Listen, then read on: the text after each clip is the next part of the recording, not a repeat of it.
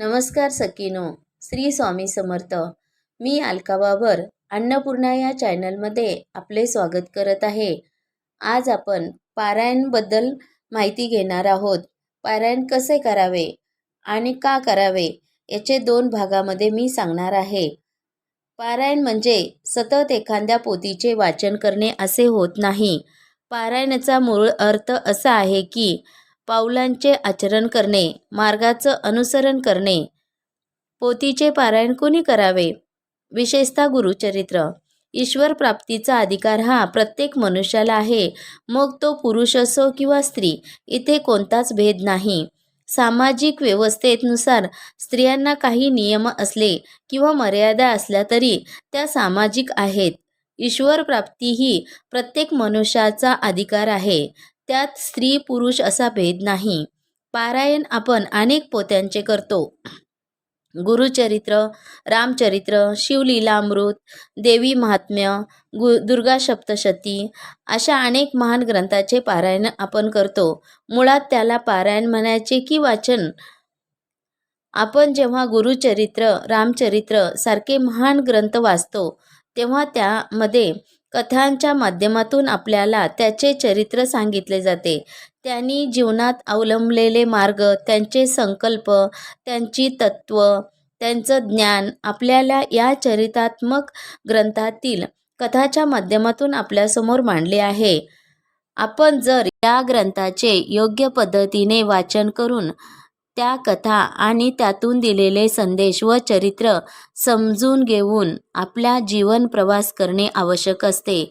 पारायण म्हणजे वाचन नसून त्या मार्गाचा अवलंब करणे असा होतो. जर आपल्याला त्या कथा माहिती आहेत तर त्याचं सतत नुसतं वाचन करून काहीच लाभ नाही. ती तत्त्व, ते संकल्प, त्याग, प्रेम, समर्पण, करुणा, निष्ठा, नियम, मर्यादा यासारखे गुणधर्म आपल्यात विकसित होणं, त्याचं अनुसरण करणे हे जास्त आवश्यक आहे.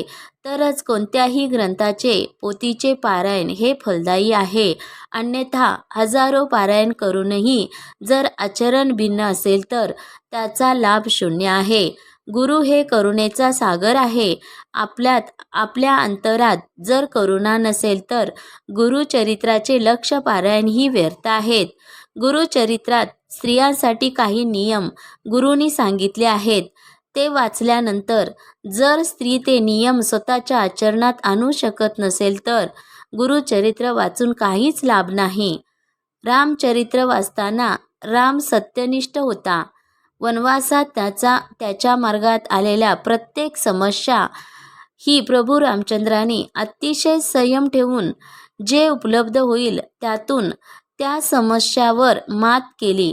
त्यांनी कधीच आपल्या शक्तीचा वापर करून ती सोडवली नाहीत, तर स्वतःच्या शक्तींना मर्यादित करून एका सामान्य माणसासारखे प्रत्येक समस्या मर्यादेत राहून सोडवली. ते परिस्थितीपासून पळाले नाहीत. म्हणूनच श्रीराम हे मर्यादा पुरुषोत्तम आहेत, ज्याचा पुरुषार्थ हा संयम आणि मर्यादा यावरती आधारित आहे. सुंदरकांड माणसाला एक भक्त कसा असावा, त्याचं समर्पण कसं असावं हे सांगतं. मुळात या पोथ्याचं पारायण म्हणजे त्यातून बोध घेऊन ते ज्ञान आपल्या आचरणात आणणे असा आहे. पारायण करताना कोणकोणते नियम पाळावेत ते आपण पुढच्या भागात पाहणार आहोत. माझा हा छोटासा व्हिडिओ आवडला तर लाईक, शेअर आणि सबस्क्राईब करायला विसरू नका. श्री स्वामी समर्थ.